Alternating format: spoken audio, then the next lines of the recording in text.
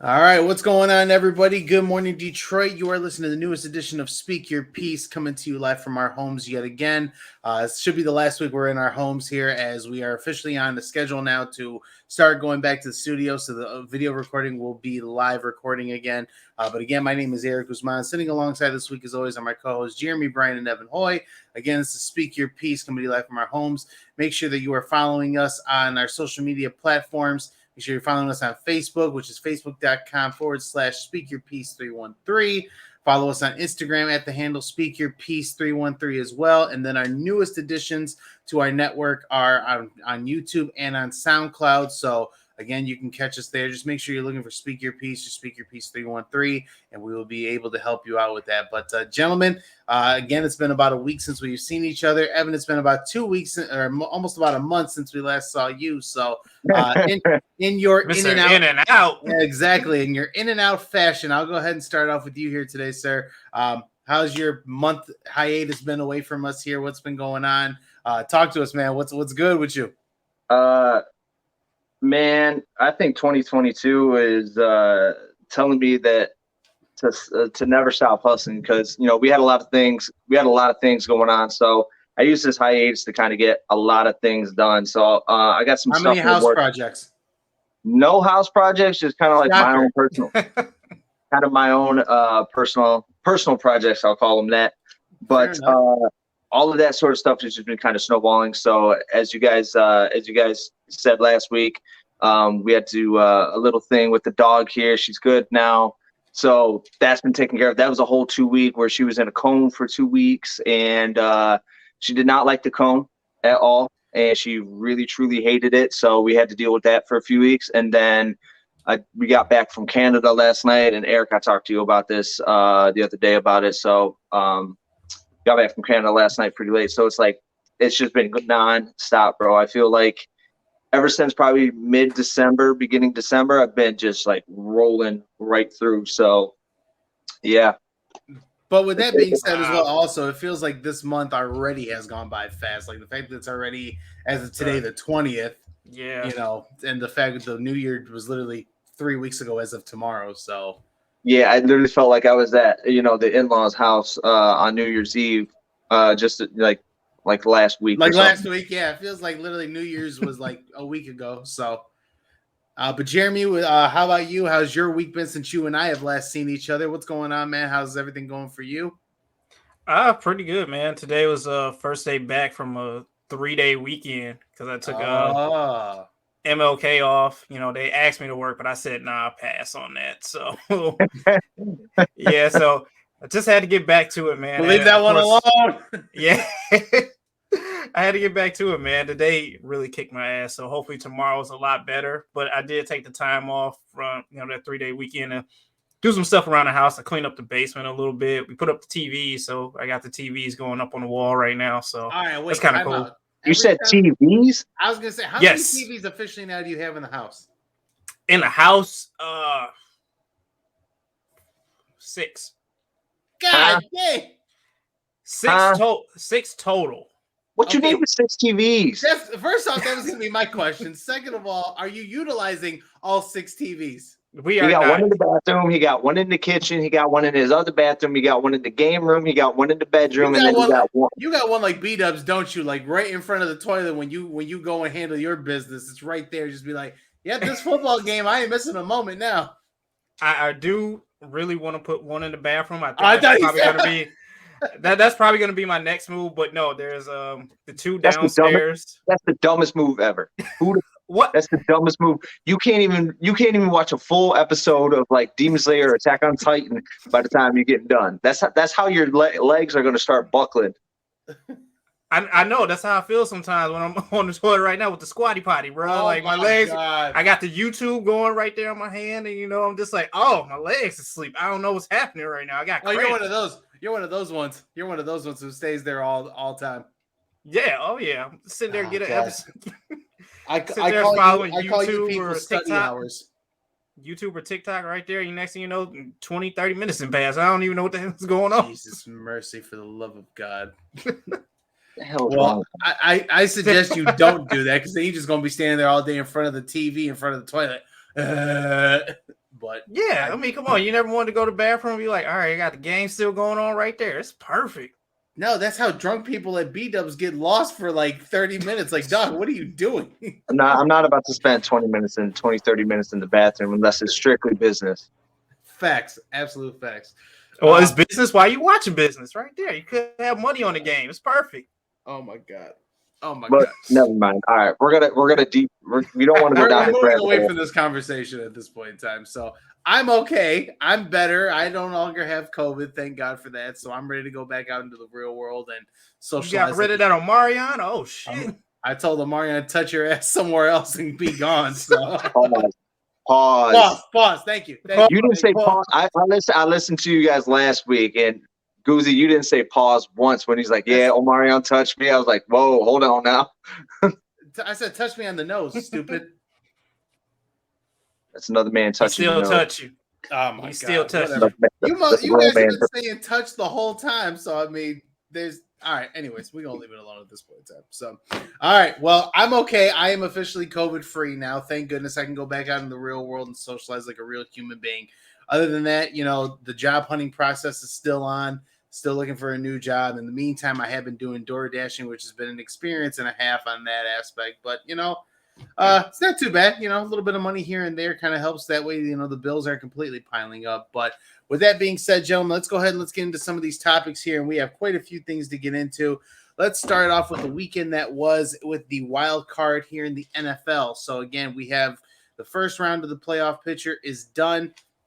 Let's recap the games that started. So first game of the week was the couple of games that kind of closed out due to some controversy here, and we're going to talk about the big one here in a minute. But the first game that happened was the Vegas Raiders and the Cincinnati Bengals. That game was played. That one came down to the wire, or not necessarily the wire, but it came down to a couple of plays.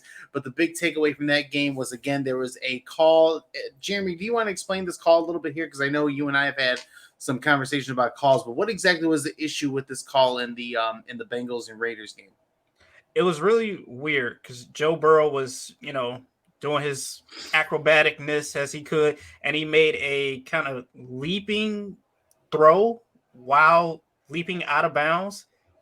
Boyd ended up catching it in the end zone, but they ended up ruining it incomplete because they said basically Burrow was out of bounds while he was throwing the ball, which I didn't know that was an issue. I honestly didn't think it could have been an issue. Like, he's up in the air, like none of his body has touched out of bounds yet. So I don't know. So his feet were still in bounds, correct? Or they were saying that his feet were out of bounds? Well, he was leaping up in the air, so his body was technically somewhat out of bounds. But none of his body had touched the out of bounds just yet. So they called it an incomplete pass. They called it an incomplete pass, but didn't it get turned around also? Didn't it get reverted in that aspect, or was that the official call was an incomplete pass? It was an incomplete pass, and I believe they lost it down too. So okay, yeah. But anyways, it affected the Raiders game because the Raiders could have had possession of the ball and they didn't get it back, or they didn't get the possession. But shout out to Derek Carr leading the Raiders to a hell of a drive. For them, it came down to the last play of the game. And, unfortunately, the Vegas Raiders did not win the game. It goes to Cincinnati. So Cincinnati is going to the playoffs for the first time since 2003. Fast forward to the next game, we had the Bills and the Patriots, a game that I thought was going to be relatively close. And boy, that take did not age well at all as Buffalo went through and took, the Patriots to Smash Town. And again, Patriots are out of the playoffs, didn't get past the wild card. Evan's happy about that when you're happy about the Bills going? Yeah, man. Yeah, I'm stoked about it. But, I knew the Bills were going to win, but I didn't realize that it was going to be. I didn't think it was going to be like that big of a smash. Yeah, I didn't believe it was going by 30, and I think that's probably one of the biggest losses in Bill Belichick's career. Oh, yeah. Yeah, it was definitely a rough one. So that was Saturday. Let's fast forward to Sunday here. We have 3 games on Sunday. We'll talk about – we'll save the big one for last, but we'll start off with the other one. Again, Tampa Bay and Philadelphia, that was pretty much a smash mouth situation as well. Also, Tampa Bay pretty much had Philadelphia scoreless for the first half of the game. Jeremy was pretty upset. Jeremy and I were kind of talking about the game a little bit over the weekend, and he's kind of flustered with that game a little bit also. But again, it's Jalen Hurts versus Tom Brady. I didn't expect anything less from that one. And then again, the nightcap game was going to be the Kansas City Chiefs against the Pittsburgh Steelers. Appears to be Ben Roethlisberger's last game. Obviously, the Kansas City Chiefs went on to win that one. The Steelers, the defense did great. The offense kind of struggled a little bit in that aspect too. But let's talk about the game, or I should say the cluster shit show of the week, as it turned out to be the Dallas Cowboys and the San Francisco 49ers. 49ers, believe it or not, were, in a weird degree favored to win this game, which they actually did pull off the win. But let's talk about the sequences here as you talk about it. You talk about the first half of the game. San Francisco, played that very aggressive, style of defense against Dallas. Dallas did, they were struggling for a little bit. But let's go to the last half of the game here, the second half. Jeremy, you and I also talked about this game a little bit as well. Penalty call after penalty call. Evan, I don't know if you got a chance to watch the game. No, okay. I didn't get a chance at all. No, you're good. You're good. So again, Jeremy and I were talking probably within like the last 5 minutes of the game. It was penalty after penalty on both sides. So many false starts, so many offensive and personal fouls. But let's talk about this last crucial, legit 2 minutes of the game. San Francisco is up. The score is 23-17. Dallas gets the ball with roughly around like 40 seconds left on the clock. And Dallas is trying to do anything and everything that they can to advance the ball. Dak Prescott, in the last literal seconds of the game, makes a hell of a drive.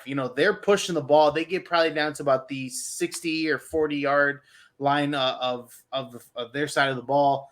And literally after the last drive is completed, obviously Dallas is doing the right thing, getting their players to run out of bounds.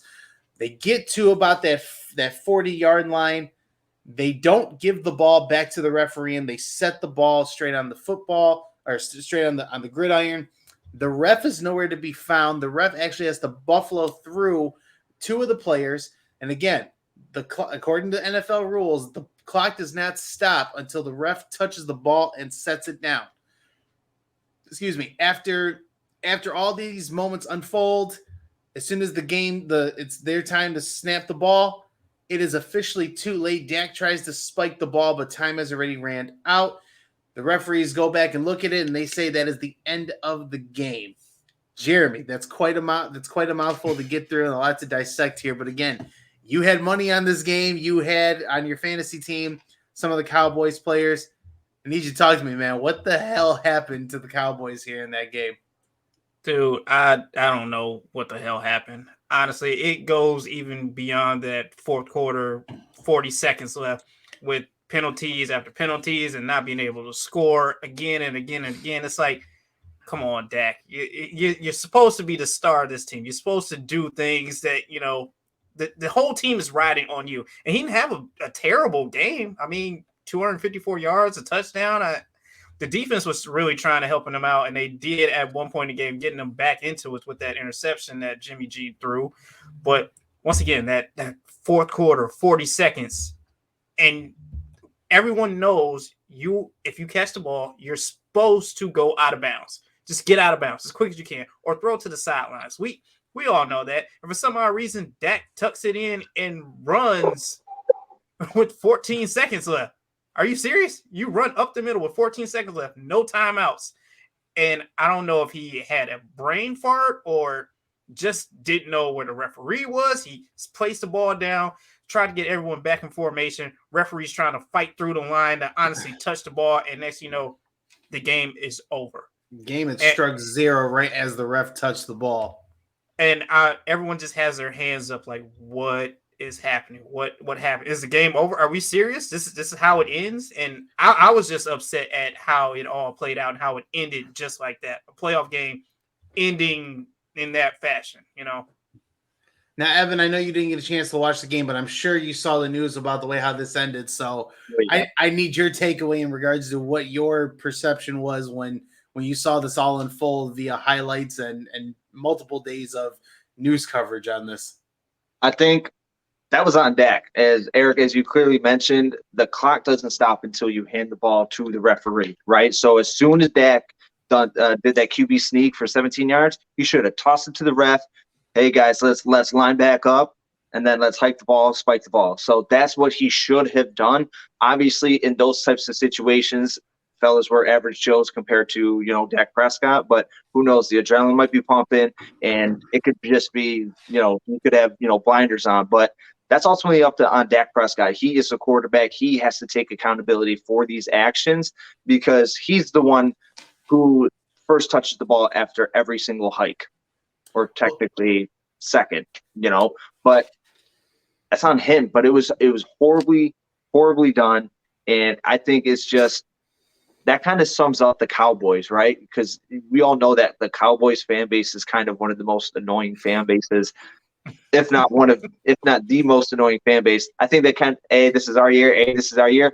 No, this kind of, Here's the problem with that, though. At least it's bad all the way around.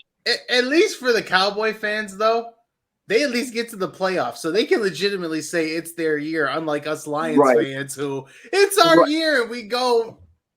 But they're also dragging a ball and chain behind them, like they have to go through so much struggles to get to the playoffs. And then they have something like this. And this is just kind of, Dak Prescott is a great quarterback. Do not get me wrong. But as of right now, you guys can correct me in 2 years if I'm wrong, but I don't see Dak getting it done in Dallas. I really don't. Ever. No, I think he's going to be like, obviously he'll be a Dallas legend, but he's not going to be one of those ones that will break through and be one of those elite quarterback. I think he's a tier 2 quarterback. He's got a lot of potential. He just needs to break that mold. Like, he's not up there with, the Aaron Rodgers, the Bradys, the Mahomes, those types of quarterbacks, if we're talking, other quarterbacks, I see more potential in Josh Allen than I do Dak. Oh, wow. That's a hot take. That's a very hot take. That's a very hot take. Well, let me ask you this then in that aspect, because we have more Dak Prescott to talk about also, and there's another game we have to cover also. But with that being said, I didn't want to talk about it, but since you bring that up, let me ask you this. I mean, it's only the first year. Obviously, we talked about everything that happened in the offseason with Jerry Jones trying to re-sign Dak Prescott, and, we talked about the money. What was it, a 5-year, $125 million deal? Something along those lines, right? Let me ask you this. If you feel like that's the case now, because, again, during the offseason, we were very high on, Dak Prescott getting signed and he deserved the money. Do you think now after this, and especially after that take, you think Jerry Jones overpaid? Oh, yeah. I definitely think Jerry Jones. I think Jerry Jones has always been known to overpay, because look, a lot of the other, major people that got they got the extensions, on the defense. Amari Cooper, look at him. You guys haven't heard a lick about Amari Cooper, and he got 5 years, $100 million, right? Yep. So, and I've said this before, and I'm going to continue to say this. I really hate when players are in a contract year, they ball out, and absolutely they should ball out, try and get their money. But as soon as they get their money, they're like, okay, I got my money. Year. Yep. I got my money. Mm-hmm. But, only with football, there could be so many incentives wrapped into it. Look at what happened with Brady and Gronk. Gronk needed one more reception to get a $500,000 incentive. And Brady's like, no, put me back in the game. He's going to get that money. Like, that sort of stuff here. But you don't get that contract is not fully guaranteed. Maybe out of 150 mil, maybe 70 is guaranteed, and then you get paid per year. And if they don't have you, you don't get paid. So I definitely think Jerry Jones overpays, and I think he definitely overpaid Ezekiel Elliott. Oh yeah, for sure. Yeah. That's another one. So I think Jerry Jones is like, he's so geeked up and he wants that Super Bowl so bad that he's willing to toss money into the wind and see whatever sticks and hopefully get a team together to take him to the promised land. Well, let's talk Dak Prescott here a little bit more, because after the game, there was some video footage of fans throwing, it looked like trash and, other things onto the football field as both teams were exiting out. And Dak was addressed that during his post game interview. And with that being said, he mentions it, talks about, hey, it's kind of sad to see that fans would do that when they're supposed to be your ride or dies. We don't like seeing things like that. But then one of the reporters had asked the question, oh, well, what if it was towards the referees?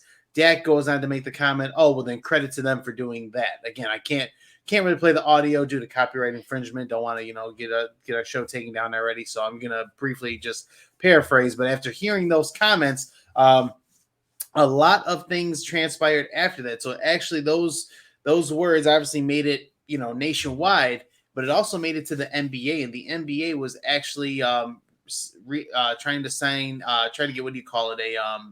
A petition signed from the NFL to fine Dak Prescott for his comments towards that. So, gentlemen, again, yeah, it got pretty crazy. The NBA Referees Association kind of got involved with it. And then obviously Dak came out and apologized, saying that he was just caught up in the heat of the moment. But after kind of hearing those comments and kind of hearing what was said about it, what's your guys' takeaway from Dak Prescott?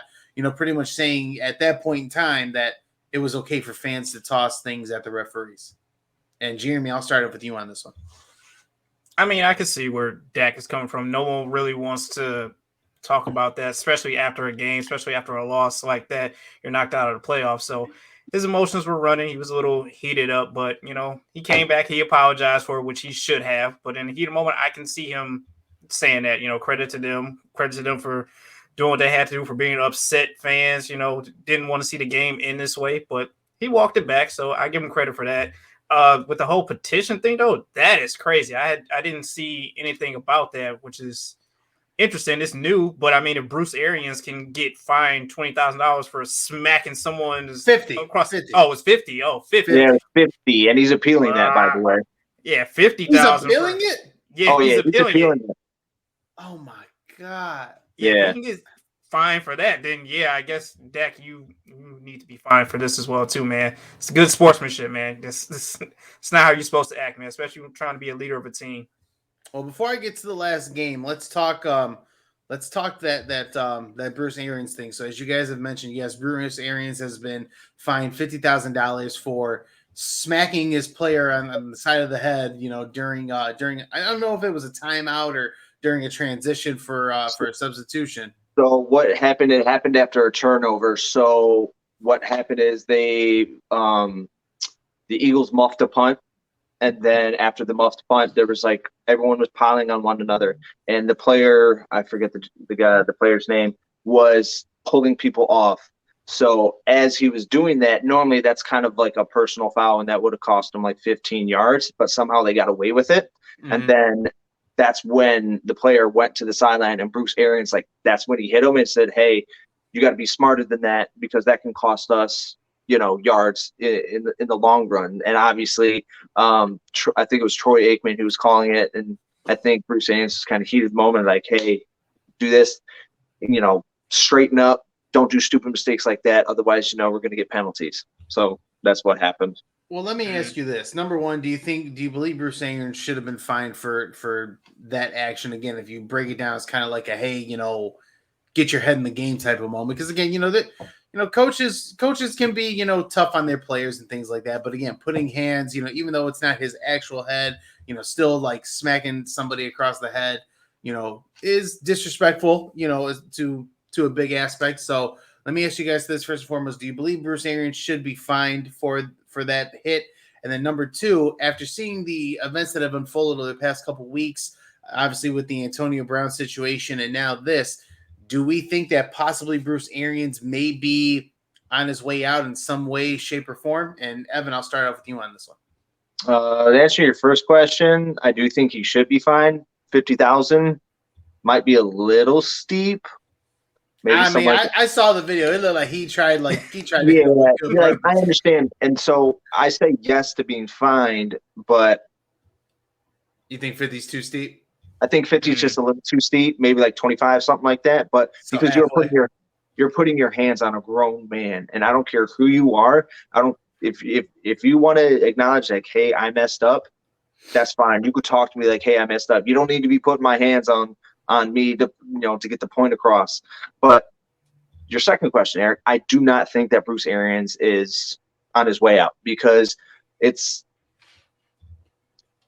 when you win, people can look past that.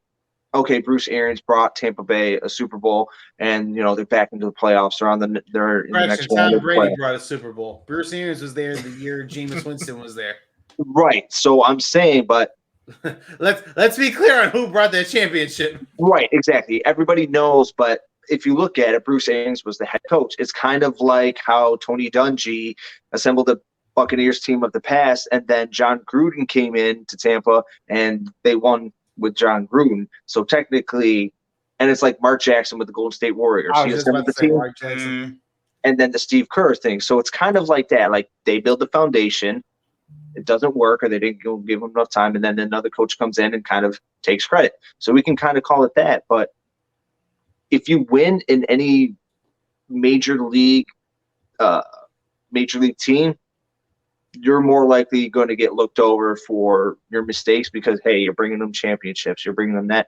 It's unfortunate that that's how some people think, but that's kind of how, in some ways, it is in the sports world. Jeremy, your take on that? Again, should Bruce Arians have been fined? If so, is $50? Yeah, right. It's $50,000. Is $50,000 too much or about right? Do you think Bruce Arians may be in trouble with everything that's unfolded over the past couple of weeks? I gotta agree with Evan on this one. I think $50,000 is a little too much. He does deserve to be fined. Maybe do 20, 25, somewhere around that range. But like you said, these are grown-ass men. And from the way of the video, it looked like he cocked that arm back pretty far and wanted to smack. There was definitely some torque behind that for sure. Yeah, he definitely has something behind that. So, I mean, I see coaches on the sideline all the time, like getting in players' faces, grabbing their jersey, grabbing the pass, and, all in their face. But come on, man, don't do something like that, especially on national. I've seen the jersey pull, like you mentioned too, like that. I've seen. It's like, oh, it's a coach getting into your ass, but yeah, on national TV, you got cameras everywhere. They're gonna pick up everything. So you do anything wrong, yeah, they're gonna pick that up. So he definitely deserves to be fined, but not the $50,000. And to answer your second question, I don't think Bruce Arians is going anywhere. As everyone was saying, winning makes up for any mistakes that you have out there on the field or anything that you do. As long as you can keep winning and produce wins, they're going to overlook everything that you do. So I agree with you guys. Should have been fined. Obviously, you don't put hands on somebody like that. Like, again, as we all mentioned, those are grown-ass men out there. You don't do anything like that, right? But with that being said as well, sorry, give me 1 second here, guys. But with that being said also, the only reason why I think he may be out is because, again, so you look at the Antonio Brown situation that happened. Antonio Brown stated, hey, I have an injury, things along those lines.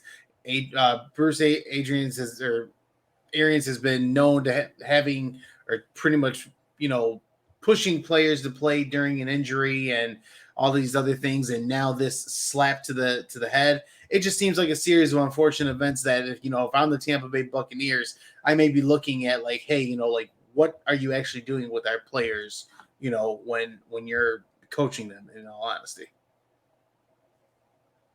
So, but that's just my take on that one. And then again, we have one more game, the Monday Night Football game. We had what a lot of people deemed to be the game of the week, or what was supposed to be the game of the week, the Arizona Cardinals and the LA Rams. That series, Jeremy, you got to talk to us about that one. Or Jeremy, did I lose you? No, Jeremy? I'm here. Okay. I see you. There you go. You're good. Hello. All right. All right, but yes, Jeremy, you got to talk to us about this game because LA came to play, and I don't think Arizona was ready. I was so hyped up for this game, man. I thought this was, like, as you said, going to be the game of the wild card weekend, but no. I don't know what happened to the Cardinals. I don't know if Kyler Murray can't see his receivers because he's so short, but he needed to do something else in this, because now I'm questioning this dude as a quarterback. I know he's missing DeAndre Hopkins out there, which is basically his go-to in every single route, but come on, man. You got to do something. It's either that or the Rams defense was just on him in every single snap. He didn't have a moment to himself. And then on the flip side of it, Stafford didn't even have to do much. Like, come on, 13 for 17, 200 yards, 2 touchdowns. Like, he didn't have to do anything. Like, it was just like, all right, you just guys are just going to – defense is basically taking over that whole game, especially that interception they caught for the touchdown, taking that all the way back, man. It's really embarrassing for Arizona with this one. So much high hopes for them too, man. Evan looked like he had something to say on this as well. Also, I got no audio. I got no audio. I think you're on mute. You're on mute. There we go. So even Odell got in on a throwing action. He went 1 for 1 for 40 yards. Oh, and I think there was like some third gen stat that OBJ threw for more than Kyler Murray the entire half or something like that. And it was Kyler Murray did not show up. And I think there's a funny clip that I saw that I think it was on the Manning cast or something. I think it might have been on the Manning cast. And they were just like, if I'm Kyler Murray, I'm trying to hype my guys up and saying, we have enough time. And it's like 9 or 10 minutes left in the fourth. And then they're like, if I'm Kyler Murray, I'm hyping everybody up. And then you literally see him just sitting on the sidelines like this, just looking. Yeah, that boy looked defeated by like the first exactly. And that's not what you want in a quarterback. I'm not saying Kyler Murray is a bad quarterback, but I think he has to take it up a notch. He has a lot of potential, but he really needs. It's his third year. It's his third year. Exactly. Like, we're not expecting, obviously we're not expecting like him to take the league by storm like Lamar Jackson or Patty Mahomes, those types of players. But he has a lot of potential. I mean, after this season, I'm expecting him to, because he had such a great season this year already. Now, like you said, he's got to step it up now going into next season. And it could be something like, all right, we've seen a lot of great quarterbacks or a lot of great players in basketball and football that they have a lot of potential, but when it comes playoff time, they can't get it done. For example, James Harden in the playoffs, and he sets the record for most turnovers. I think it was 11 or 12 turnovers in one game. Like, some people cannot get it done, and I don't want Kyler Murray to be in that category. Jeremy, your takeaway from that game as well. Also, obviously, again, we thought it was, I know we let you take your shot at that too. Evan, anything else you want to add about this game? Also, nope. Anybody find it weird Odell Beckham's got to go for a PED test now? Wait, what? Yeah. You didn't hear about that, Jeremy? No, wait, what? So Odell Beckham, who balled out that game, what was he, like 6 of 9, six touchdowns on like 9 receptions, something along those lines? No, he had 4 receptions, 54 yards, 1 touchdown. Oh, so he had a very solid game, right? Well, Odell shared to his Instagram story that the NFL, somebody from the NFL drug testing committee, sent him a message saying, "Hey, this is so and so. You're scheduled to come in for a drug test this week for PEDs." So my man has a solid game, and hey, buddy, you gotta go get tested now. Just because Odell is back, just because Odell is back, they want to drag him down, saying, "Nah, he owns something. No, I don't like this." Pretty much, yeah. So before we completely transition out of these topics here, again, we want to send prayers up to Budda Baker, who unfortunately had that scary injury during the middle of the game. So, what it was an injury or concussion, Jeremy? It turns out to be a concussion. Yeah, concussion. Gotcha. Took a pretty nasty hit. So, prayers out to Budda Baker. Jeremy, talk to me here about this Malik McDowell breakdown here. What happened, buddy? Oh man, my is now got posted on TMZ once again. I'm losing you. This is. Can you hear me? Uh-oh. You're good. Hello? You're good now. Yeah, you're good. Yep. You're good. All right. Yeah, I was saying my Michigan State homie has now been posted on TMZ once again for some craziness. Now this time he was caught, I guess, running around outside fully naked at a middle school. Yeah, so I don't know. I don't know what was elementary school. I apologize. Elementary school. Children's Learning worse. Center. Children's Learning Center. Yeah. Even worse. Yeah. That's not a good look. So does he have real, like, has he been diagnosed with real mental health issues, things along those lines, or is it just him like having these spur of the moment things and they're trying to get him diagnosed? They said I think they're trying. Oh, go ahead, Evan. No, I'm just saying, like, he said he doesn't remember anything from that stint. No, that's not creepy.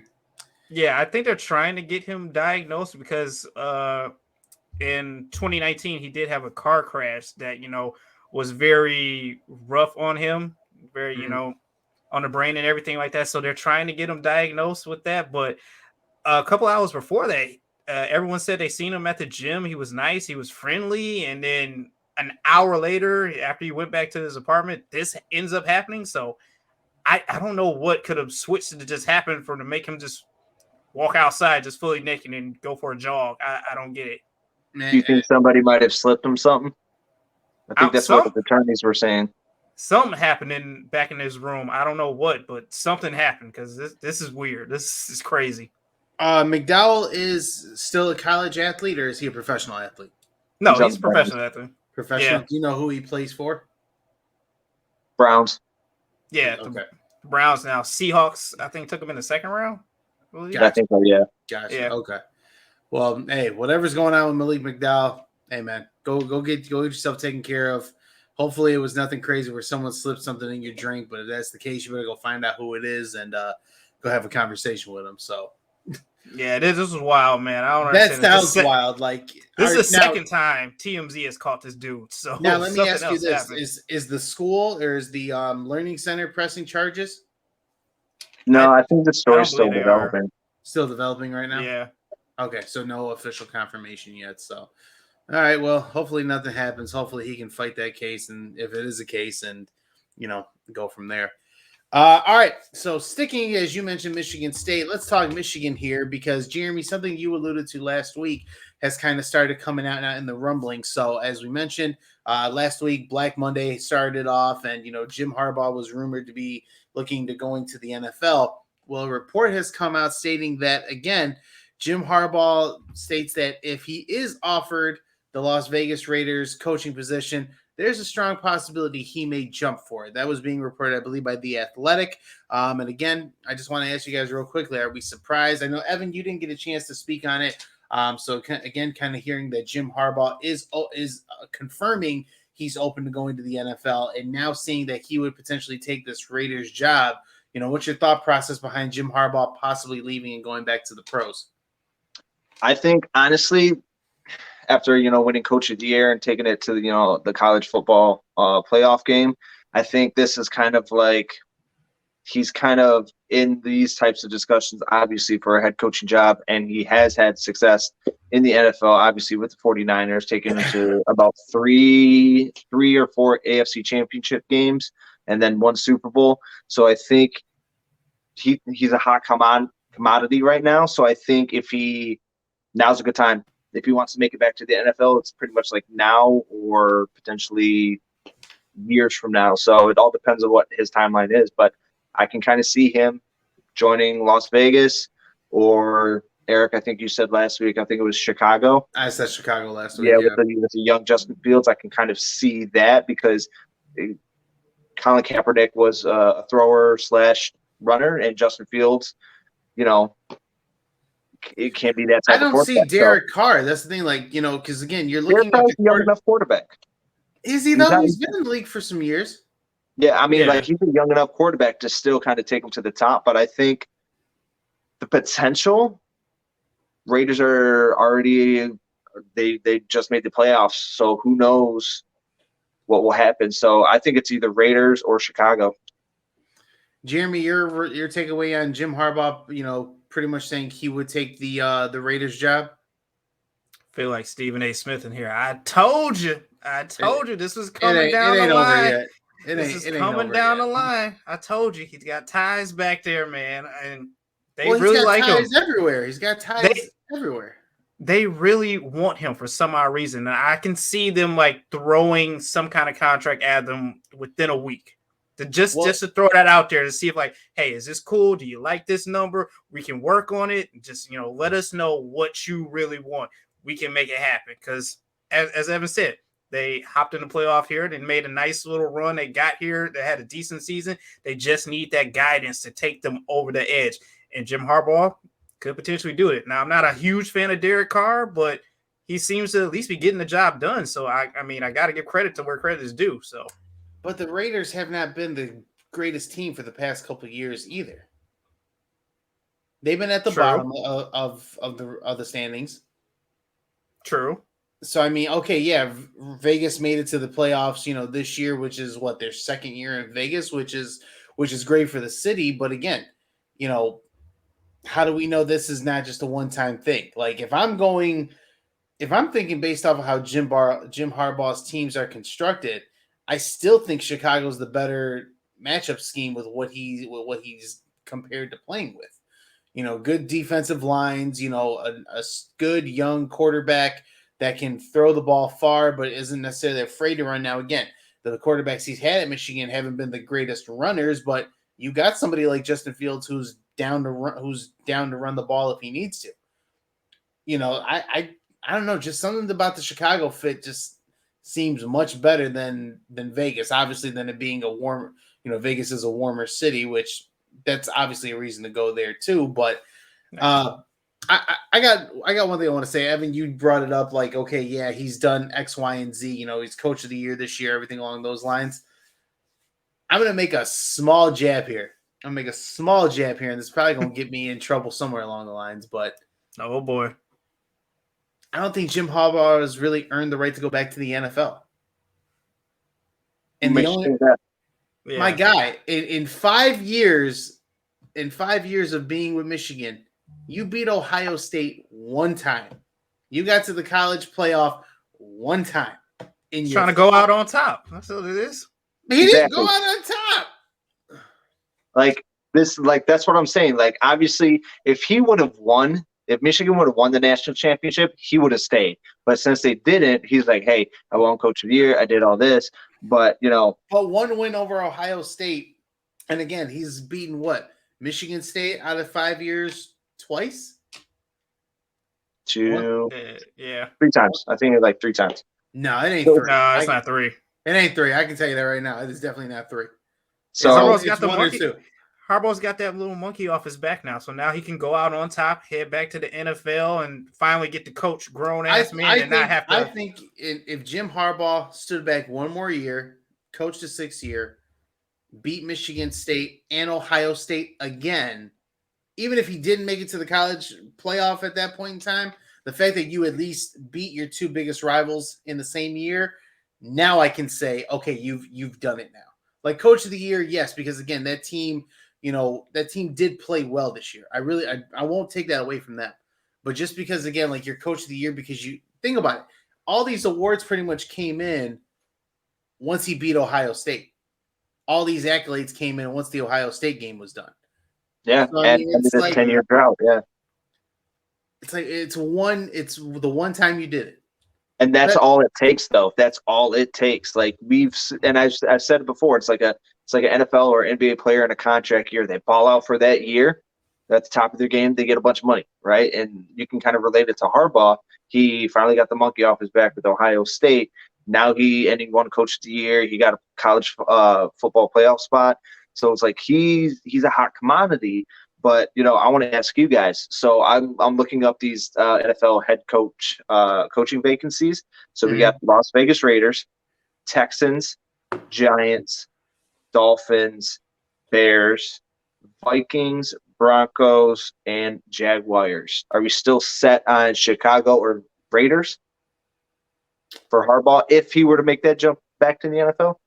I think in regards – I think it's just in for those two teams have the schemes that he's more accustomed with, right?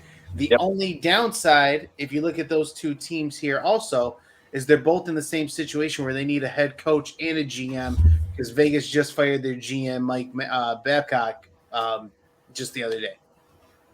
Yeah. Madoc, or it was like Madoc, sorry. Madoc. Yeah, I was about to say Sorry. that used to be the GM of the Wings, I think. Yeah, But, I'm still sticking with Chicago or the Raiders. And all honesty, the the rest of only- those teams. No, go ahead. What's up? I was gonna say, because the only thing that sounds appealing to go to either like Texas and the Texans or Miami is the young quarterback, but Miami's already contemplating giving up on their quarterback on Tua already. They're thinking about they don't know what their quarterback situation is, saying that they don't know what's going into it. Texans, you have to, a coach you would have to get a really well pedigreed coach to get Deshaun Watson to not want to get traded. But then you still have the office team in there, the higher ups like the GM and the president and all that. And Deshaun Watson don't want to be part of that franchise anymore. So I take Texans off the table. So, I mean, it just really just depends. And Jacksonville, okay, you have what? What's the kid's name? Trevor Lawrence. Trevor Lawrence. Yeah, sorry, brain farted here. Okay, Trevor Lawrence is great. What else about the rest of the team? you got the number 1 pick this year again. Who knows? Oh. Hey, that was enough for Urban Meyer to come out of coaching retirement. But and look where that got him. Yeah. Well, Jim Harbaugh is not Urban Meyer. For But sure again, on that one. Well, that can be said in multiple ways. He's not Urban Meyer with pros, and he's not Urban Meyer with college either. So, I mean, there's that aspect too. So, all right, moving forward here, we got some NBA news here. As we mentioned before, trade rumors are coming around. So again, we talked about last week, the Bull trade got voided out due to some physical aspect, some physicals that didn't get passed. Bull's officially traded again, going to a different team, or at least there's a rumor on it. But as we mentioned before, Ben Simmons, our one of our favorite guys to talk about here, is still on the trading block, right? And officially, as of right now, Ben Simmons has come out and told his agent, Rich Paul, saying that he's not afraid to sit out the whole season, right? Well, apparently, the Pistons were in this conversation for Ben Simmons, and they composed themselves a little trade package here. So the potential trade deal that was here was the Pistons would trade for Ben Simmons, Jeremy Grant, Sadiq Bey, Kelly Olynyk, and a first-round pick. And all that was going to be for Ben Simmons. Well, apparently the Sixers said, nah, we're not taking it. It's not for us, right? Jeremy Grant came out and said that he also states that he has little interest in joining a team where he isn't going to be the primary offensive option. He also wants to sign a 4-year, $112 million extension this offseason too. And then the other news that came out that's got a lot of people rumbling about this Ben Simmons thing is James Harden, believe it or not, was talking to somebody. A report came out saying that James Harden is not afraid to relocate this offseason. So he's pretty much come out and said, when this offseason comes, I'm open to whatever options are going to be thrown at me. So, gentlemen, as this news comes out, first and foremost, give me your feedback from that potential Pistons trade. And then, I'm sorry. Let me do this real quickly here too, because another report came out stating that the Kings are in contacts in talks for trading, but they're going to be trading for Indiana's big man, Sabonis. I believe his name is Domantas Sabonis. I forget it. Yeah. Yep. But their trade package rumoredly is packaged with their young point guard, De'Aaron Fox. But the Kings have come out and said, don't worry, buddy, we're not going to trade you. We're not going to trade you. So let's talk about some of these trade rumors here. Let's talk about our Pistons here first and foremost. And Evan, I'll start off with you on this one. What do you think about the Pistons trade package for potentially trying to get Ben Simmons? It's not worth it, and I don't mean that in a good way. It's not worth it because you're trading 3 players and a pick for Ben Simmons. Obviously, a guy who may not play, obviously, just because of the city he's going to get traded to. Right. Mm-hmm. If he said he's ready to sit out the whole season, why would you trade for somebody who's going to sit out for the whole season potentially, and you're going to get essentially what I'm trying to say is people are going to they're going to overpay for Ben Simmons. I don't think Ben Simmons is worth it because this shows his true colors. take all the money off, take all the picks off, all the players off. I'm talking about Ben Simmons as a person. When he doesn't get his way, this is what he does. And I know this is what other players do, but this just doesn't sit right with me. Evan, did you catch last week we stated that he's already recorded up to $10 million in fines? Yeah, and apparently how he's struggling for money. Okay, so what are you doing with your money elsewhere? I know most NBA players should have a lot of investments because they don't play forever. But if he can sleep at night knowing that he's getting fined for missing, game after game, thousands upon thousands, hundreds of thousands of millions of dollars, like, hey, if he can afford it, that's on him, man. He's a grown man. He can make his own decisions. But I don't feel sorry for him. Jeremy, your takeaway from that potential Pistons trade to get Ben Simmons? I hope whoever thought of this idea has been fired, because this was the dumbest thing that they could have even tried to put together. Come on, you're giving away 2 young, talented players and a pick for a guy who, as Evan said, is a giant question mark. You don't know if he's going to play or not. I mean, I don't even know when's the last time he's practiced with a team or even held a basketball at this point in time, because all his fines have been racking up. So it's like, why do you want to take the risk on this guy who probably potentially could sit out for the rest of the season just because you trade him somewhere he doesn't want to be?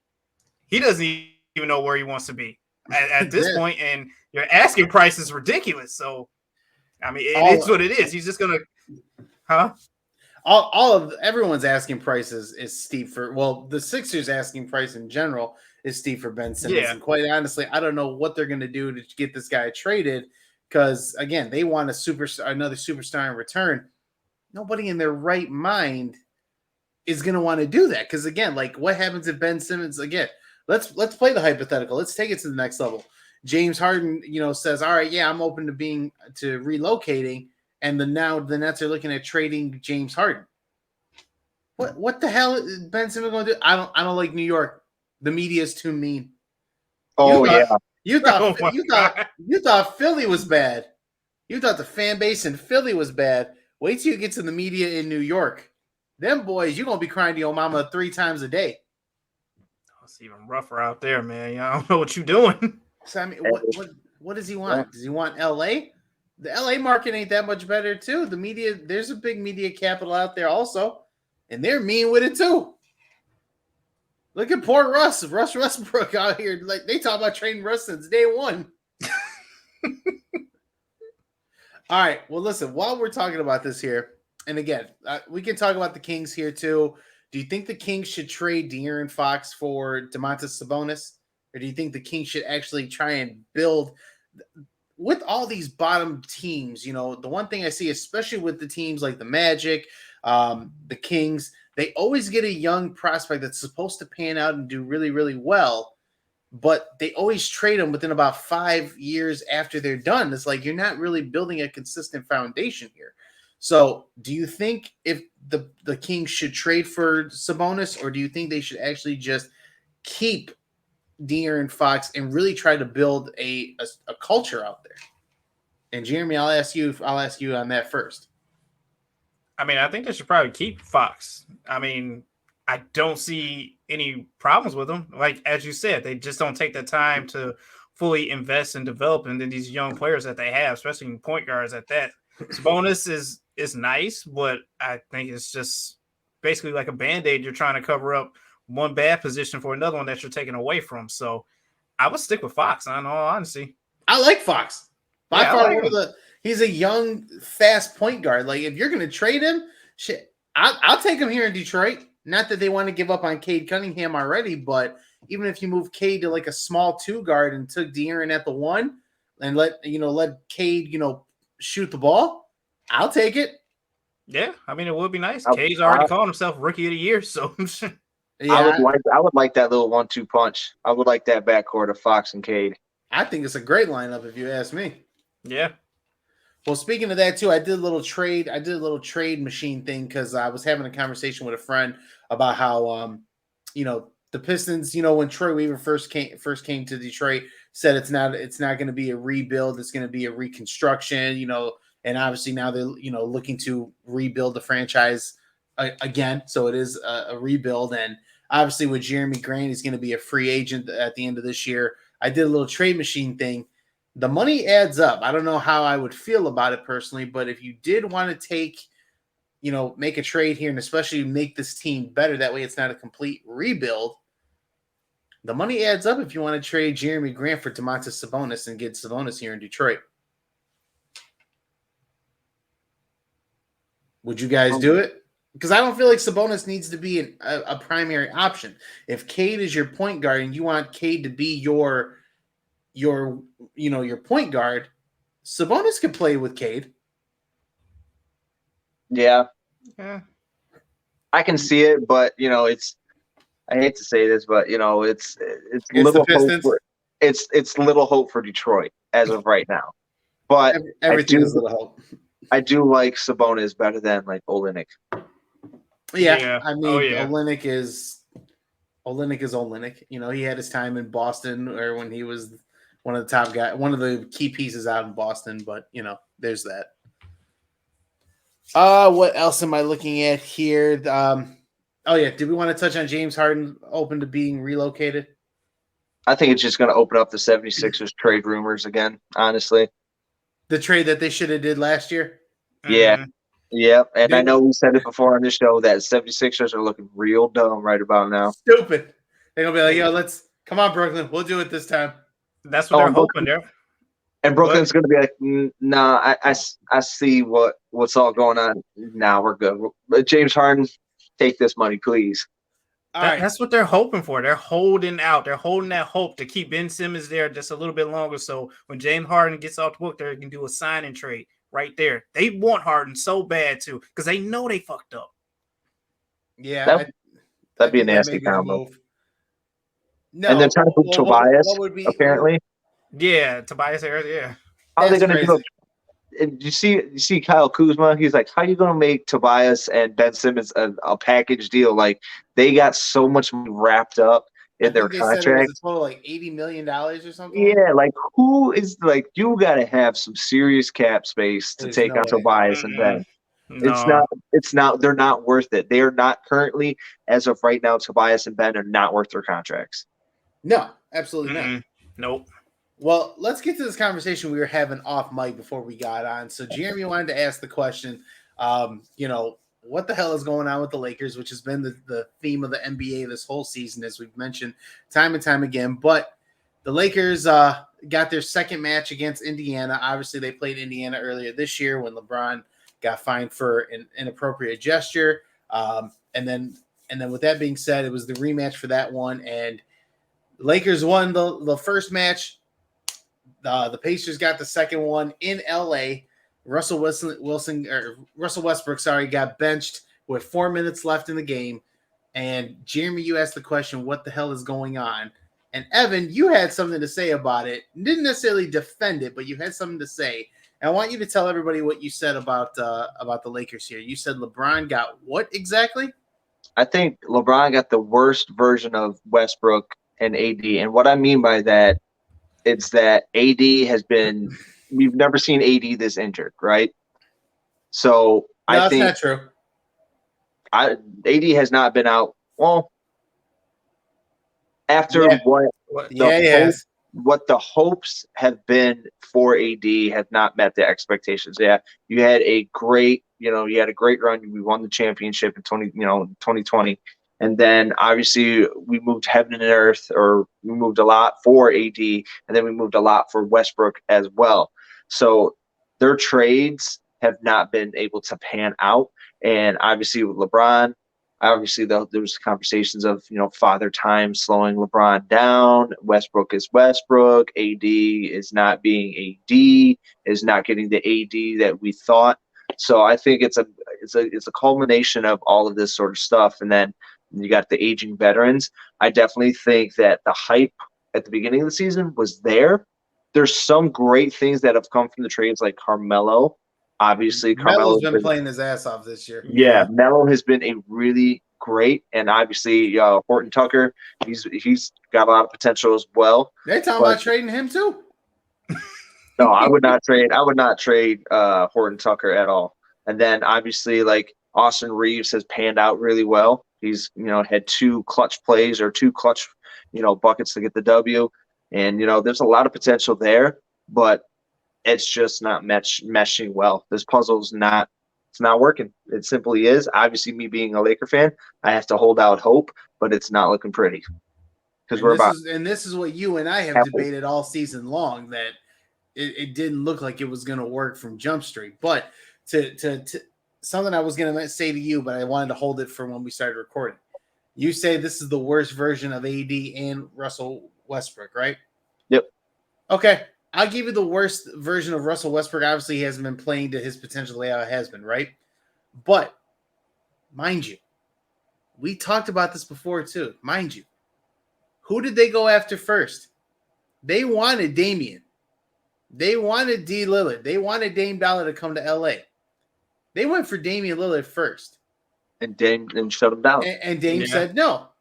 So then they said, okay, let's go for Russell then, right? And again, the reports came out. LeBron and AD sat down with Russell Westbrook during the offseason. So they knew they wanted this guy. We didn't get our first guy. Let's go for our next guy. They sat down. They asked for this. Now, again, to see Westbrook not performing the way he should be, I get it. You don't ask for someone to come in and not perform, but you asked for the guy. You knew what you were getting into as far as the guy, like the style of play. In regards to, the worst version of Anthony Davis, have we not said before on multiple occasions, Anthony Davis is injury prone?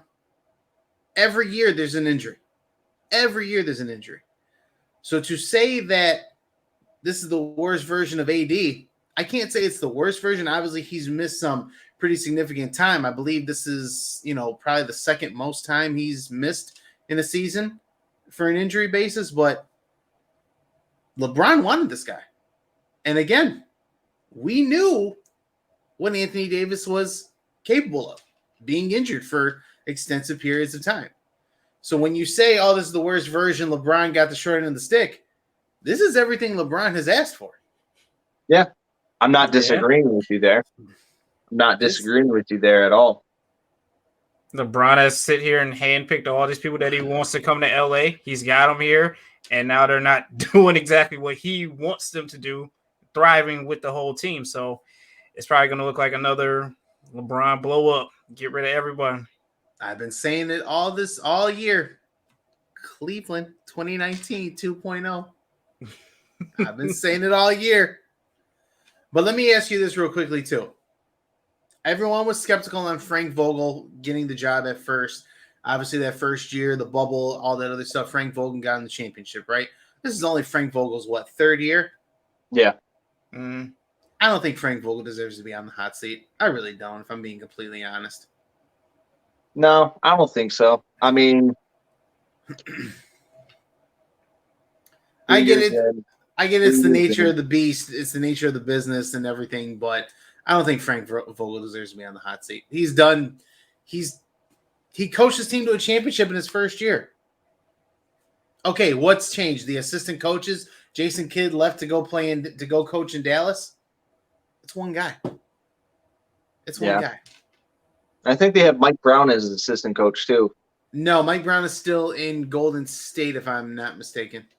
You sure? If it's not Mike Brown, I know they got David Fizdale. It's David Fizdale. That's who it was. Okay, yeah. Yeah, it was David Fizdale. And Fizdale's a hell of a coach too. Fizdale deserves another opportunity also. That short stay in New York was bullshit, if you ask me. But but no, it's just like the potential is there, and it's just like it's the nature of the beast. Is like you're trying to mesh this player with that player, and you're trying to mesh this player with that player, and like it is what it is. But we all know how LeBron teams go. Unfortunately. All right, well, we got some news. They're just trying to figure out what works, man. We got some news here locally here. So Jeremy wanted to talk about this one. We got you good there, Jeremy? You all right? Yeah. Oh, yeah. You had Am I freezing on your end? You did, but it looked like you had like a twitch like that. So I was like, yo, you good? You all right? I was supposed to say I'm good over here. What's up? Well, Jeremy, talk to us about, the transition of being when old is new again when it comes to our music theater here.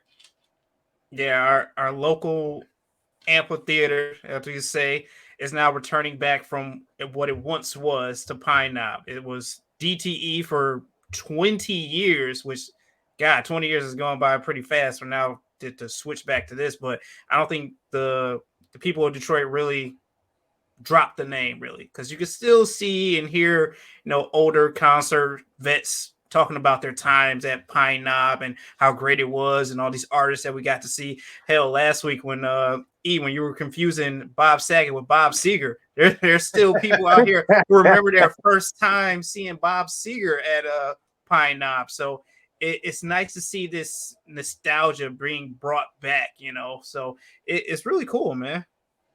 When old is new again. But Evan, your takeaway on DTE going back to Pine Knob?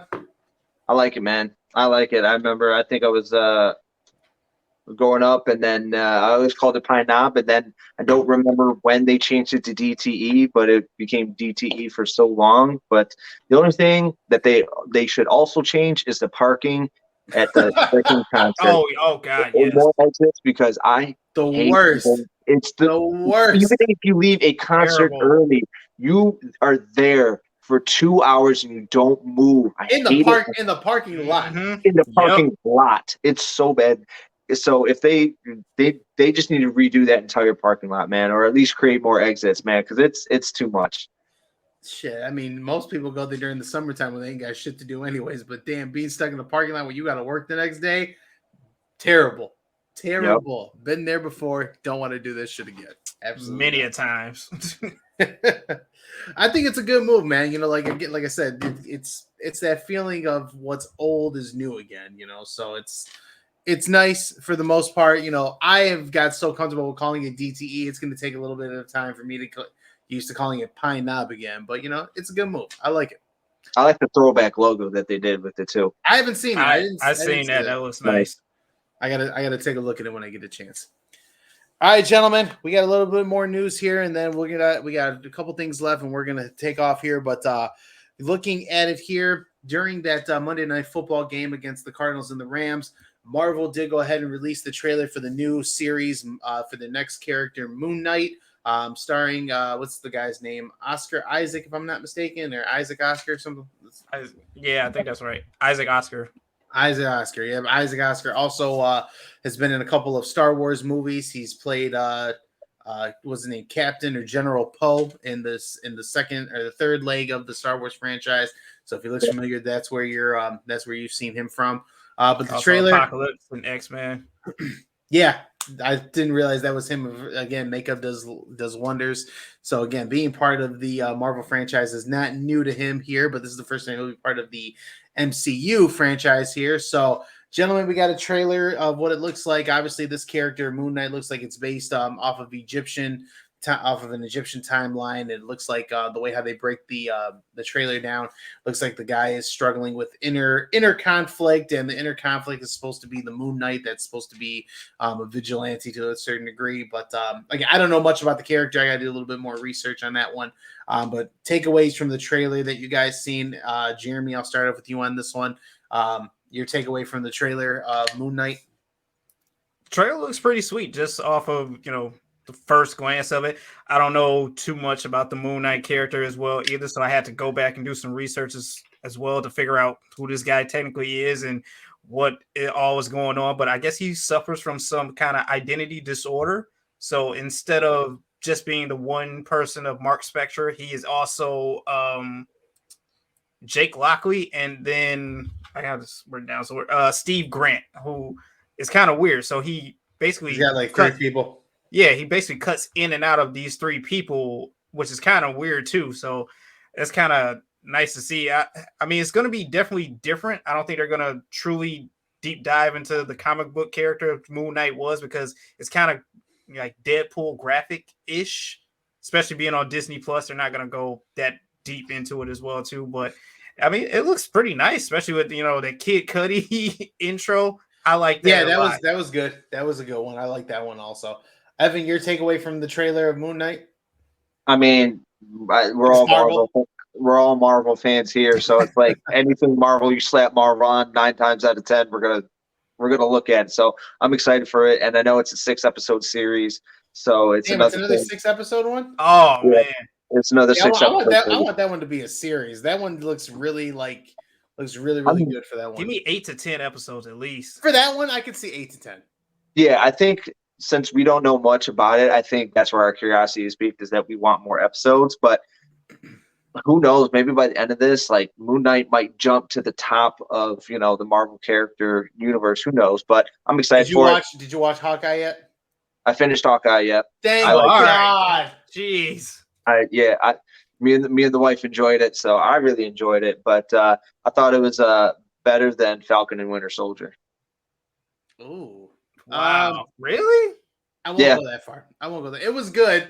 It was entertaining. I liked seeing, obviously, spoiler alert for those who haven't seen it at this point in time. I like seeing the return of Kingpin, but that's how I knew Daredevil was going to be in Spider-Man No Way Home, was because that episode premiered right like the week or two before, or actually I think it was like the week of No Way Home. So when they showed Kingpin, I was like, oh yeah, Daredevil's going to be in Spider-Man for sure now, hands down. So I was excited for that one. A little bit of a fan theory here I came across also. Obviously, the Morbius movie has been pushed back again. It was supposed to be out. Oh yeah, I think it was supposed to be out this week. Actually, it was supposed to come out earlier this week, but they pushed it back to June. Obviously, after the release of Spider-Man: No Way Home, and everyone wanting Andrew Garfield to reprise his role, there is a fan theory rumor stating that the reason it got pushed back is they may be adding more scenes, and Andrew Garfield may be returning to play that universe's Morbius. Or I'm sorry, that version Spider-Man. Interesting.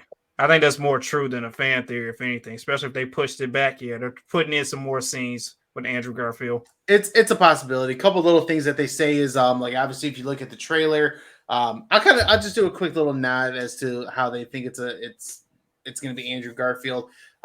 In the trailer for Morbius, there's Oscorp, which is the same Oscorp that was in Andrew Garfield.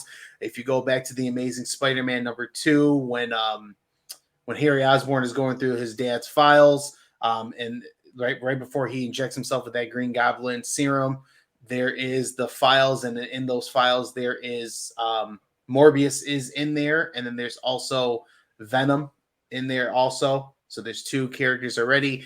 They mentioned Rhino in the newspaper, plus the Black Cat, and we know Rhino has been in the Andrew Garfield universe of Spider-Man. So, it's a possibility. I think Jeremy, I'm excited if that is the case. Obviously, a post-credit scene to kind of see Andrew Garfield in somehow, some way, obviously get his shot at Spider-Man one more time. But who knows? Real quickly, you both have seen Eternals, correct? I have not. Okay, never mind. Sure. Jesus. Well, okay, Jimmy, you may have gotten it worse because I come to find out that the version that they put on Disney Plus is the extended version, so it's a little bit longer than the actual theatrical version. But somewhere along the line, it doesn't matter. It doesn't matter. It was terrible. It was bad, Evan. I'll just tell you right now, it was bad. It was.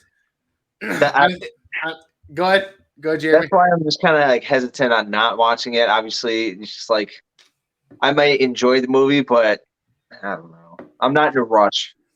You're in no rush, but it was a waste of 2.5 hours. I'll just tell you that right now. The only good thing that came out of this was probably the second cut scene at the end. Yeah, post-credit scene at the end. That is it. Do you know the voice who it's supposed to be without saying it? I do. I don't want to say it, but I do know who it's supposed to be and then what it turns into. I'm just going to watch it, and just so I can say that I watched it. Okay, fair enough. Read a book while you're watching it. That'll help. Book. Shut up. Yeah, because you will be bored. Let me just tell you that you will be bored. All right, let's move on to our last topic here before we get into our little game that Evan wants to do. Tech news here. Big tech news. Microsoft made a boss ass move, and let me tell you why. What happened for that one? So Microsoft went out and went up into Activation office. Activation, who is known for making video games. They're obviously big with World of Warcraft, Modern Warfare, all those big like shooter games and RPG games like that.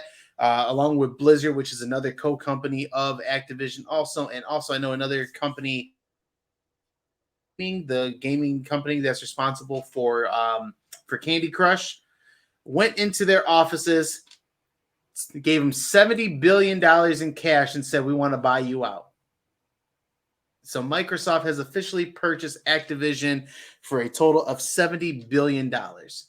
Gentlemen, that is big, big tech news. Again, Microsoft, who's obviously responsible for creating the Xbox series, you may now start getting exclusive games for Xbox.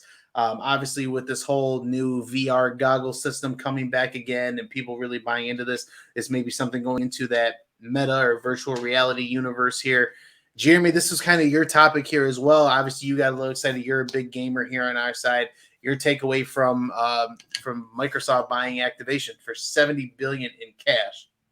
I mean, it's a nice deal. That's a healthy chunk of money right there, especially for Microsoft to hand out to this. The deal's not officially done, but it's basically pretty much done. It's done. It's like done. They're still waiting for like ink to dry, and they're saying this could possibly last until like the end of the year for it to be final and official. But it's cool because Xbox is still saying that they're going to push out as many of these games as they can on, the Xbox Game Pass for everyone to enjoy still, which is nice. I thought it was really surprising that they ended up buying them after the lawsuit that Activision had with their female employees, which is kind of weird too. What's the story on that one? So about like 40 Activision Blizzard female employees filed a lawsuit for sexual harassment just around the office of male employees, disrespecting the women employees around there. So I think the lawsuit is still going on currently at this point, but I don't know how exactly that's going to work out. That could be why it will take so long, so they can figure that out. Yeah, before they officially sign the paperwork. Yeah, so it's like, hey, you have this going on, you better figure this out, and then we'll come in. And either way, we're still buying you 70 billion. Way, you're still buying cash. Straight cash. For my understanding, it was in cash. Yeah, they came in with a briefcase that said 70 billion. Here you go, straight cash, homie. Evan, your takeaway from that? I know you're not as much of a gamer as what we used to be back in the day, but still, for another company to buy a well-known gaming company like that at that cost, that's pretty substantial, man. It's a pretty big move. It's dope. And you know what? I think Sony's stock actually dropped like 200% since that announcement. So it's pretty. I don't exactly know how the whole market thing works, the stocks and everything like that, but I think it's a boss move, and it's great. Me being a gamer, and I don't get the opportunity to play games. I think it's still sweet, man, because I did love the Call of Duty games, like Modern Warfare 2 and that sort of thing. And then there's a lot of like Blizzard. I play World of Warcraft, on the computer growing up. So it's nice to kind of see these companies still around. As all I can say is a boss move. Is all I can say. Microsoft came in and said, "Yo, you're getting shut down. We got this." Yeah. Hold my beer. We got this. Yeah, like nice company, home. This. All right. Well, that's our topics for today. Evan wants to play another old game of guess the lyrics. So let's kind of figure this out, man. Let's see what you got us set up for here. All righty. So he must have been driving around bored as shit, thinking like, I was thinking of stuff because I know I did if it was bullshit or not. So I'm trying to keep that thing going here, but kind of get some variety. And I figured like this, we used to love this one because it tests our music knowledge. Gets your brain thinking. Exactly. Yeah. So this one you got to be a fan of this guy. All right. So here you go. Let me see you dance. I love to watch you dance, take you down another level, and get you dancing with the devil. Take a shot of Wicked Games. Yep. See, there you go. It was like, come on, man. I'm good. Go with that is your boy, so I can't That complain. is your boy. All right. It's January 20th. It's National DJ Day. There's a reason why I was there for a reason. Oh yeah. By the way, what's your DJ name? It's a National DJ Day. We're leaving that one alone. It was way back in the day. No. It wasn't bad. It was just my name, Eric G. That's all. Eric G. Yeah, that's it. Nothing like anything like that. It was professionalism. So. All right. Let's see here. Give me one more. I got one more here. All right, come on. See if I can guess it in under 30 seconds. What you got? Okay. What you got? All right. So drove to the pad and hit the showers. Didn't even get no static from them cowards. Because just yesterday, them fools tried to blast me. Saw the police. There you go. See, you guys are rocking this one. On point. On point. All right. I got one. I got one more. So we're gonna switch here. So you guys are gonna guess. I lose. No. We're gonna switch here. So you guys are gonna guess this artist's most streamed tracks. All right. Okay. So you're gonna guess their top 3, right? So obviously it's Goozy's boy Drake. Oh God. Since it is DJ Day, apparently. So what is your guys' guess for his top 3 most streamed songs? Oh. I will put down God's Plan is one of them, if not the number one. Started from the bottom. Nice for What? You're doing a recent one. That's all of his most streaming ones are his newest one. And oh my God, what the hell was the other song? Tootsie Slide. It doesn't have to be. It doesn't have to be. No, I'm just trying. No, that makes it that much more difficult. What was this other song? The one, Kiki, do you love me? Oh, I can't think of the name of the song. In My Feelings. In My Feelings, yes. Yep. Those are my 3. So God's Plan, Nice for What, and In My Feelings. I'm gonna do Started from the Bottom, Tootsie Slide, and Too Sexy. These Too Sexy? Mm-hmm. Okay. So number 1, One Dance. Really?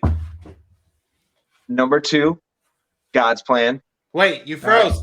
You froze. Oh. Can you guys hear me now? Number 1 was One Dance. Number 2 was what? God's Plan. God's Plan. Okay. And number 3? Okay, 3, Nice for What? I was 2 out of 3. Damn. Come on, boy. Damn. Yep. And then if you want to go top 5, number 4 was In My Feelings, and then 5 was Work. Really? Rihanna? The Rihanna track? Yep. And then next was Life Is Good. If you're going Too Sexy, let's see here. How far down did that drop? That's fairly new. Yeah, that's fairly new. That's not even on there. Hey, your Tootsie Slide Started from the Bottom wasn't even Tootsie on there. Slide was number 12. Well, I mean, that was supposed to be his breakout TikTok song. So, I mean, I can understand why that blew up the way how it did. Yeah. All right. Who's next? All right. Give me one more second here.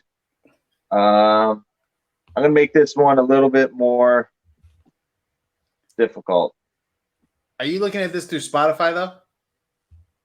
No, I'm looking at this. I'm just like Googling it pretty much. Okay. No, as long as you get it, it's not Spotify. Spotify is just like their top 5 songs through their platform. Yeah. So I'm trying to keep it neutral. Gotcha. Yeah, trying to keep it neutral. Give me one second here. Let's see here. Okay, I got it. So we're gonna go Future. Oh Jesus! God. Oh jeez, come. I can't help you with this one, but all right, I'll take a shot here. I will reference my music catalog just for like song purposes. So bear with me. Actually, you know what? Let's switch it up. Let's switch it up. Good. You're good. No, you're good. We can do Future, or we can do Future and then another one. All right. Whenever Mask Off has to be on this. I was gonna say Mask Off is definitely gonna be one of them. Life is Good has to be on this too. Like, come on. You think for top 3? All right, no, yeah, I say I think Off. So my three are going to be mask off, where you at, and oh goodness gracious, these put out so much shit. Damn. It probably won't be in top three, but I'm just going to say it anyways. Move that dope. I want to switch it. All right, so top three, life is good, mask off, and give me Jump Man. Oh, I forgot about that one. Damn it! Give me Jump Man on that one. Jeremy, you're 3 for 3 in perfect What? order. Get the fuck out of here! What? Damn. Life is good. Mask off. Jump man. Whoa! Jeremy with the comeback. For real. Oh, that was good. That got me excited. I can't believe you got all three of them on the Three in the exact order too. Yeah, as soon as you were saying, I was like, ain't no fucking way, bro. Ain't no fucking way. Let's do one more. All right, going back, we're gonna go The Weeknd. Oh Jesus! all right. This man's put out so much music. For real. All right. Nothing on this new album. I know that for damn sure. Facts. Yeah, I was not feeling the new album. I got like halfway through, and I'm like, I can't do it. Mm-mm. I like the second half better, but it took a lot to get to the second half. All right, so going back to The Weeknd here. Damn. I will do. One is obvious. Well, yeah, I think. Wait, well, kind of. Oh yeah, damn, forgot about that too. I'm looking at Spotify's like top 5, and yeah, it kind of makes sense. Starboy. Yeah, well, Blinding Lights will be on there. Starboy is another one for me. That was going to be the first one I said, and then I Feel It Coming. Pause.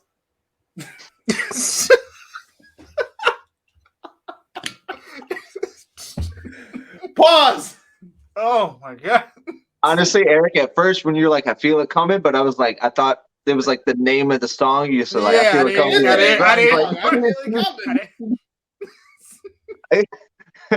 All right, so Jeremy, what about you? All right, give me Starboy. Earn It. Oh, that's a good one too. And I'm trying to think.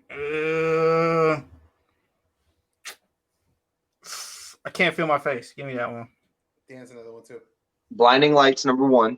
I knew that one. Starboy, number 2. Got it. 3, Save Your Tears.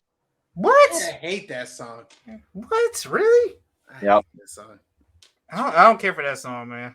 No, I didn't like it when it was on the last album. I was like, all right. No, okay. I didn't like it. I don't like that. I don't like that. The 80s sound. The 80s sound. It just doesn't do it for me. That's Doesn't do his it for me. bag now. That's his bag. So That's his thing. That's what he's going with. Which, as we said last show, we don't care for this. I'm over it, Rand. I'm over it. Stupid. All right, guys. Well, is there anything else we need to address before we get out of here? Nope. Nah, I think that's it. All good. All right. Well, that's going to do it for this week's episode of Speak Your Piece. Again, we are coming to you live from our homes here. The next week, we should be back in the studio, so the video will look a lot different here. Again, make sure you're following us on our social media platforms. Follow us on Facebook.com/Speak Your Piece 313. Again, follow us on Instagram at the handle Speak Your Piece 313 also. And then again, make sure you're following us now on our YouTube channel and on SoundCloud. Gentlemen, with that being said, that's going to do it. Thank you guys for holding it down with me this week. Evan, welcome back. Hopefully we'll see you next week as well also. And again, everyone, stay fans and stay loyal. Peace.